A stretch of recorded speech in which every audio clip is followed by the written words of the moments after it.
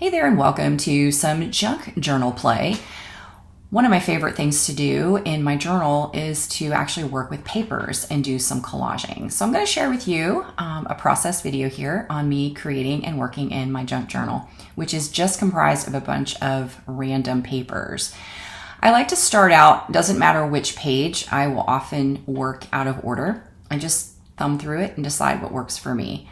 And I just start pulling from my stash. Oftentimes I'll place papers out from my pile that are kind of color coordinating. So for this one, I'm looking at some pinks and some black. I always love to use black as an accent. And I'm just kind of moving them around, placing them in different positions to kind of decide what I like. And that always works good for me. Some of these papers are pulled from a book that I recently found. And it's by Collage Soup. This one is the Abstraction book. These collage papers are quite amazing. So I kind of go through and look for colors or patterns that I'm interested in coordinating. This book, many in the series have papers in them that are kind of themed and they're double-sided. So some of the pages have black and white on one side and then the colors on the other. This one is my favorite because it has so many wonderful patterns and just the colors are bright. The pages are really nice in the weight and they're not too heavy. They are a little bit shiny, but if you don't like the shiny, you could always put some clear gesso over the top of them. So I just go through and cut out patterns in different pieces that coordinate with what I'm trying to do in my journal for that particular session. So I definitely recommend these books. They're quite nice. Collage Soup. And I'll put a link in the description. So a lot of what I do in the beginning is just sort of pull out the papers, the colors, things that I want to coordinate. And then I just start tearing them and placing them down. This is really an intuitive process for me. I don't think ahead, oh, I want it to look a certain way. I just start placing the papers down and deciding what I think looks good and what I want to use. And I try not to have too many papers down when I'm creating because then it can get a little overwhelming, but I just narrow it down and then I kind of have an idea of what I want to do. So for this one, I'm kind of looking at the pinks and I'm going to work on the right-hand side. Even though I was placing them down over on the left-hand side to start with, I think there was too much black on the left with the kind of those half circles in the top. It was a little too much. So I moved over to the right-hand side to work on. And this particular page in my junk journal is not a full page. I like to work where the pages are not always the same size. So there are parts peeking out from behind it that are from a page I've already worked on. Again, I don't work in any particular order. I just decide what I want to work on when I'm kind of thumbing through it, what looks good, what feels good. And then I start placing the pieces down. I don't always start immediately gluing them down. I just kind of start looking, placing them down, deciding what is going to work for me. Now, this is from a piece that I've stitched, some fabric and papers, and there's a lot of little threads, and I really was drawn to this. And so I'm going to cut a part of it out. And this is just a piece of fabric that has been stitched, and I like the little bits of the black threads. So I think this will be a nice accent for that. I also stitch on paper too, and sometimes I'll pull papers that I've stitched out. So once I get to a point where I'm like, okay, this is the base, I kind of like what this looks like, then I'll start gluing the pieces down. My glue of preference right now is Pritt glue stick.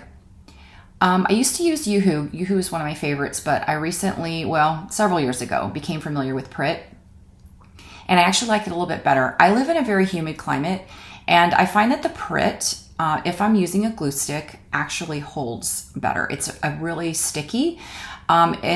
It's a non-toxic, I guess you would say non-toxic, but it definitely touts itself as being much more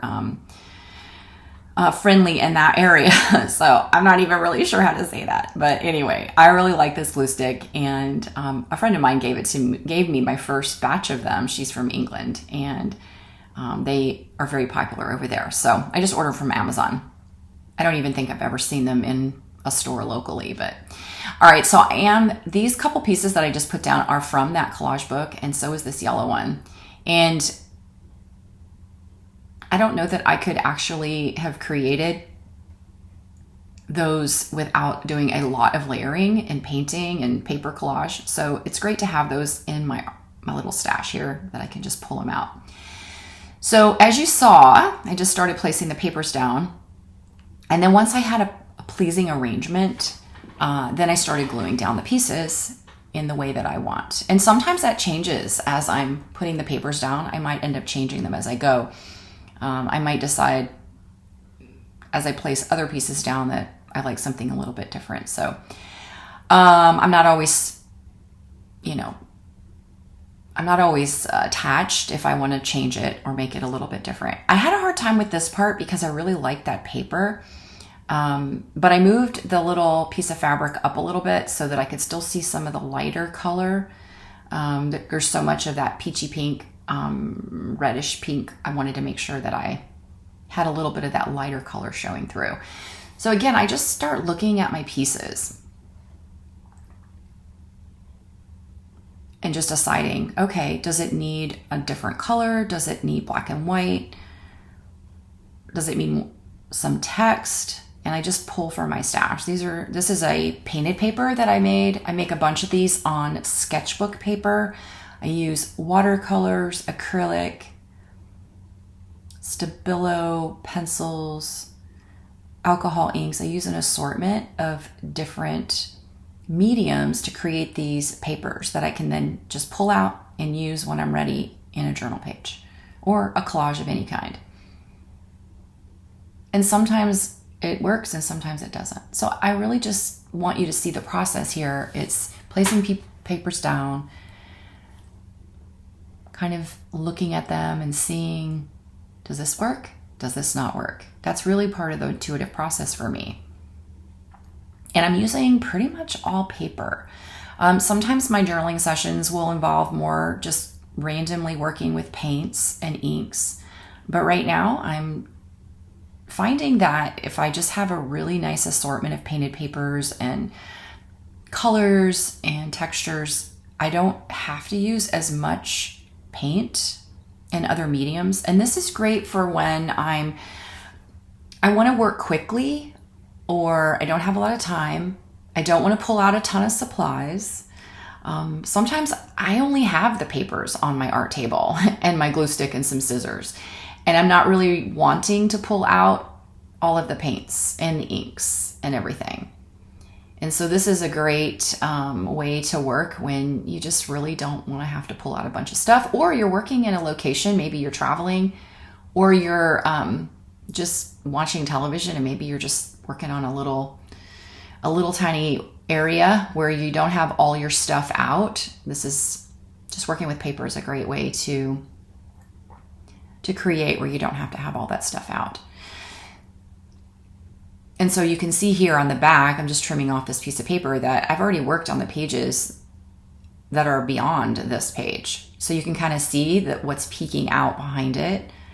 And that comes into play sometimes too when I'm creating. And I love that oftentimes it just works. I didn't plan it, but they work together. And I love that.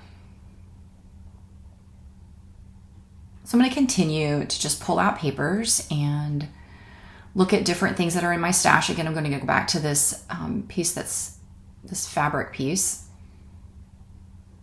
And I have a little tin that has a bunch of, I wouldn't say these are like the itty bitty pieces of paper, but they're smaller.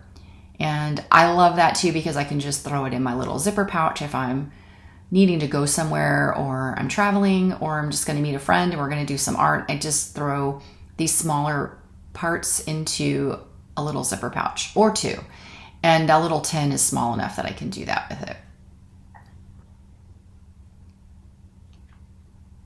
Now, one of the things I noticed is there's a small little area on that back page that I can see from that journal page that I'm working on. So I thought it needed just a little something up at the top. So I took another one of my little fabric paper stitched bits and I just glued it up there. So now I can see that part peeking out, which is great because then when I get to that page and I work on it, I've got a little something on there already. And one of the things that I noticed when I did this is that I really liked that little bit of the teal. That little hint really goes well with the rest of the coloring. And then I wanted to find some words to put on here. I found this little scrap that was just sitting on the table. I'm pretty sure it was cut from, it might have been from a Flow magazine. And it had the word industry on it. And I liked it because it had the white with the word, and then it had that little bit of red around the border. I wanted to find a word or a phrase to put on the page, but I don't know. I just picked that one up and I thought, I don't know how that applies to this page or what I'm thinking at the moment, but sometimes it just works that way. So I put that on the page and I'll come back to it. I'll make a decision whether I keep it, put a different word on top of it, but I just really liked the shape of it and the way it played off nicely with the rest of the pieces. And then that little bit of blue at the top that I mentioned, I really felt like it needed to have a little bit of that color, whether it was the bluish green or the greenish blue, whatever color that is. I wanted to find a little piece in my stash that would complement that. And I really liked this one. Plus it had a different shape, which actually also complements the little half black circle that's over on the right. And sometimes that happens. I just place things down and I'm like, oh, well, that complements that. I don't think about it and say, oh, I need a piece to complement that. I just start placing pieces down that catch my eye, and then it just works. And that complements it nicely. And again, that little bit of that tealy blue color is up there in the top on that back page that I put, and that'll be a nice starting point for later. So I come back to the word industry, and I decided what caught my attention was the word try that's at the end. So I'm using a black China marker and a white China marker to highlight that word. I used the white on the black paper, and then I used the black one obviously around on the white part. So now it accentuates just that word alone. And I think that makes sense. So I'm all done. I love how this turned out. I hope you enjoyed this, and let me know if you have any questions, and see some links in the description. Have a great day.